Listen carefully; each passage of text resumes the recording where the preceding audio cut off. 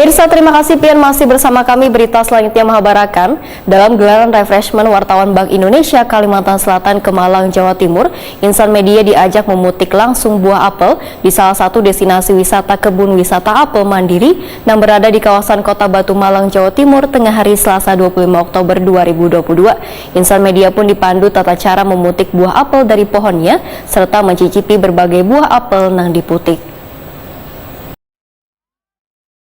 Dalam gelaran refreshment wartawan Bank Indonesia Kalimantan Selatan ke Malang, Jawa Timur, insan media diajak memetik langsung buah apel di salah satu destinasi wisata kebun wisata apel mandiri yang berada di kawasan Kota Batu, Malang, Jawa Timur, tengah hari Selasa 25 Oktober 2022. Insan media pun dipandu tata cara memetik buah apel dari pohonnya, serta mencicipi berbagai buah apel yang diputik. Ada 4 jenis buah apel yang ditanam di kebun sepanjang 20 meter tersebut, diantaranya buah apel mana lagi, buah apel Ana, buah apel Granny Smith atau berbentuk lonjong, buah apel Rom Beauty dengan bentuk buahnya yang bulat dengan rasa yang berbeda-beda. Selain itu, sistem panennya pun berbeda-beda pula, mulai dari 3-4 bulan dalam setahunnya. Insan media pun sangat menikmati wisata memetik buah apel ini yang langsung di kebun budidaya apel yang menjadi ciri khas Kota Batu. Di kesempatan ini, insan media diajak pula mengenal salah satu gabungan kelompok tani Mitra Arjuna yang merupakan binaan Bank Indonesia Kota Malang.